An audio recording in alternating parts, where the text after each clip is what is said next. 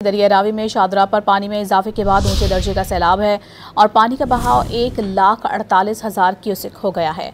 Commissioner Lahore का कहना है कि सुबह 9-10 बजे शादरा से 1,60,000 क्यूसेक रेला गुजरने का इम्कान है। अभी तक रावी में सैलाबी सूरत हाल काबू में है। दरिया रावी में जसड़ के मकाम पर सैलाब का जोर कम होने लगा है। पानी का बहाव 1,66,000 क्यूसेक पर आ गया है।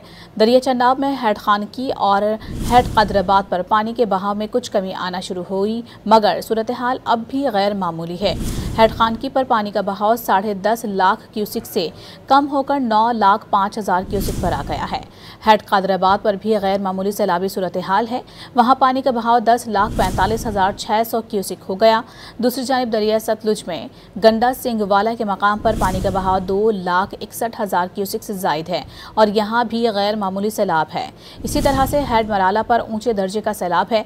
यहाँ पानी का बहाव 2,40,000 क्यूसेक से है, जबकि दरिया रावी में बलोकी और सतलुज में सलमान की पर दरमियाने दर्जे के सैलाब हैं।